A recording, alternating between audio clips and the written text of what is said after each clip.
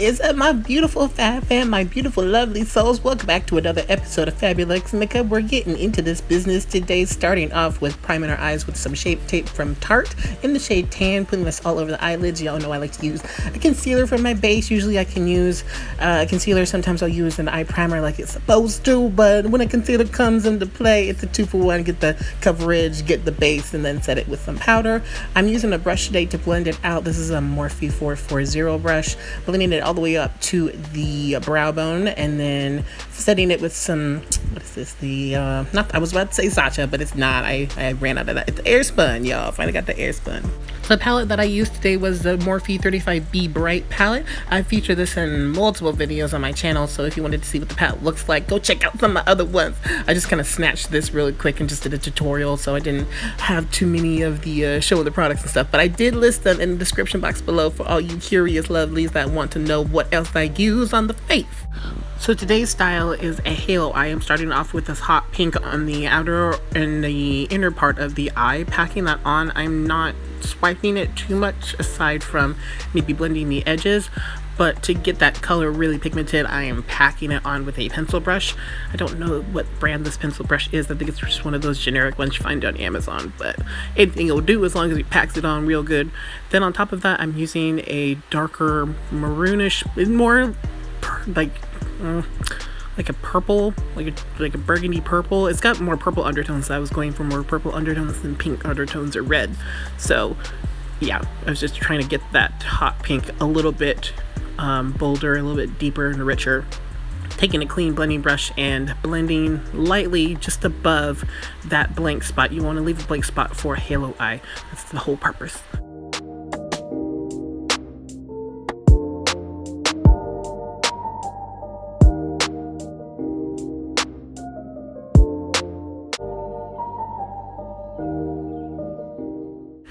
Now with that second color, I'm taking what's ever left over on the brush just above that blank area. Again, you don't always have to do this for a halo eye. You can just leave that entire area blank all the way up if you want with a light blend, but I like my eye socket with just a little bit of shadow and then a whole lot of pigment on the outer and the inner corner of the eye.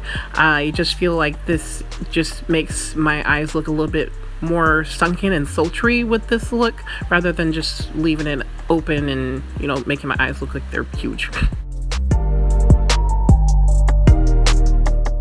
And blend, blend, blend. That is essential with any kind of eye look, but especially with something like a dark halo eye.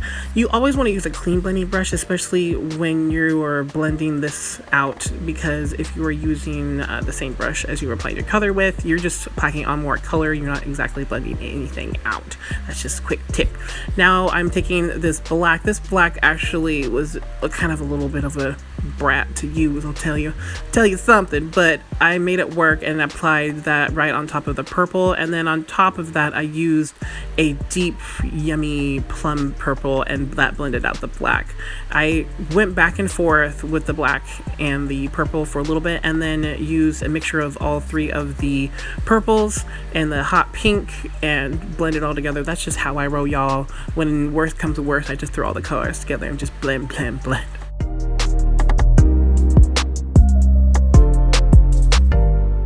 And now comes the fun and my favorite part of this eye look. I'm using the O.Two.O Custom Drop Enhancer. I'm calling it the Eye Enhancer Drops because I love it so much, using it on my eyes.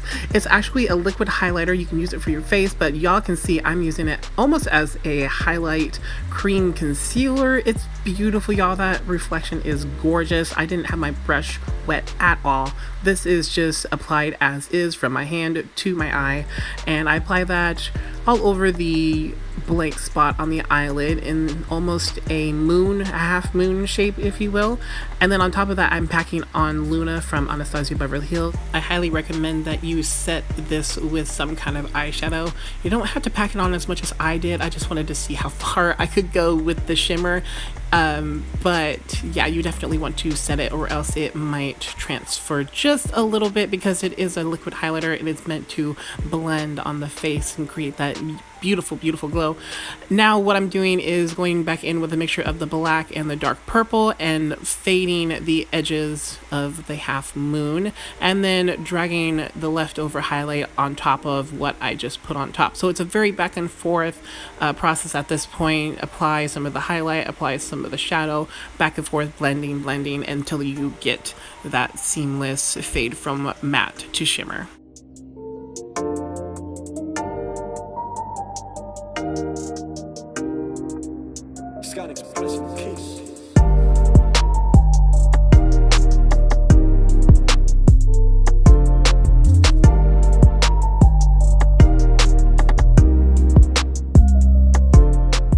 And once you've done that for about 30 years, you take some Epic Ink eyeliner. This is a felt tip liquid liner from NYX Cosmetics. This is the most amazing eyeliner I have ever found so far, y'all. As far as drugstore makeup, NYX have come through yet again with some product that I just have to have.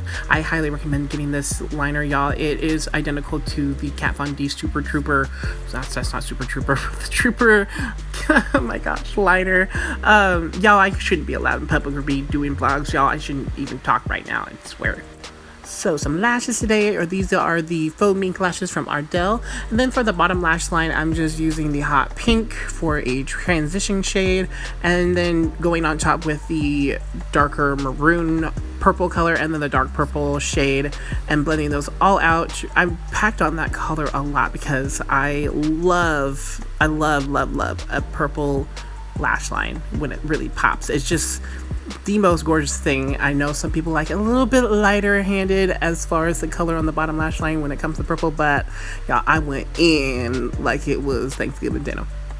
Using a little bit of black shadow on the outer corner of the eyes as well. And then for the waterline, I'm using the Ardell Beauty Skinny Gel Liner, and this is waterproof as well. It's always important for these hot days, y'all. It's been crispy as hell outside.